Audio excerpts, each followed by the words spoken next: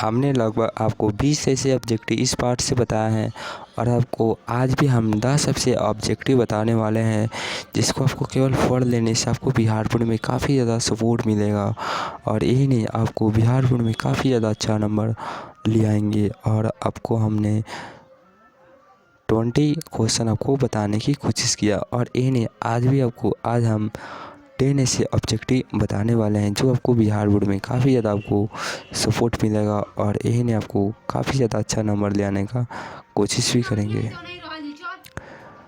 प्रत्येक व्यक्ति प्रति वर्ष जलय के आधार पर विश्व की भारत का कौन सा स्थान है, तो आप सबको याद ही रहना चाहिए कि बिल्कुल ही 133वां है। बिल्कुल ही ये आपको याद रखना है, VVI क्वेश्चन है और बिहार बोर्ड में ये बिल्कुल ही आएगा, ये क्वेश्चन हमारा याद रखना। वर्षा के जल के संग्रहण के ढांचा को हम हर घर में बनाने की राज्य की अनिवार्य है। कहाँ क्या अनिवार्य है, तो बिल्कुल ही याद रखना है। ये 22 नंबर क्वेश्चन आप सबको कहना क्या चाह रहा है कि वर्षा का संग्रहण की ढांचा हर घर को में बनाया गया किस राज्य का अनिवार्य है, तो बिल्कुल ही ये आप सबको मालूम ही होगा कि ये अलग देश का है, तो बिल्कुल ही तमिलनाडु होगा, आपको याद रखना है। निम्नलिखित में से कौन सा परागत ऊर्जा है, परागत ऊर्जा का स्रोत है, तो बिल्कुल ही याद रखना है। और आप सबके लिए बड़ा ही इम्पोर्टेंट ये क्वेश्चन है और बिल्कुल ही ये कोयला ही होता है, बिल्कुल आपको याद रखना है। ये D नंबर आंसर होगा।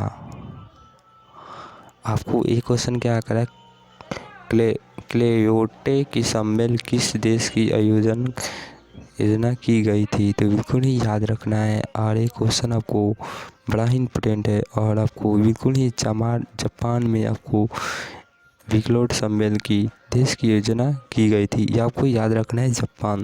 बिल्कुल C नंबर राइट आंसर होगा।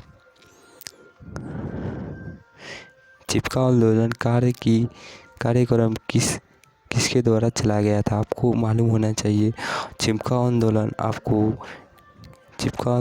आपको बिल्कुल ही सुंदरलाल बहुगुणा से हुई थी। बिल्कुल चिपका आंदोलन सुंदरलाल और बहुगुण से कार्यक्रम द्वारा चलाई गई थी। बिल्कुल ही आपका B नंबर बिल्कुल ही राइट आंसर होगा, आपको याद रखना है। प्रथम पृथ्वी में सम्मिलित 1912 में किस देश की आयोजना की गई थी। प्रथम सम्मेलन 1912 में आप सबको मालूम होना चाहिए, बिल्कुल ही ब्राज़ील देश में आयोजित की गई थी, कोई याद रखना है। बिल्कुल ही आसान क्वेश्चन है और आपको बिहार बोर्ड ये क्वेश्चन जरूर पूछेगा। सोपानी कृषि किस राज्य को प्रचलित है, सोपानी कृषि किस राज्य से प्रचलित है, तो आप सबको याद रखना है। और बिल्कुल ही ये उत्तराखंड को ही कहते हैं। बिल्कुल ही आपको D नंबर राइट आंसर होगा।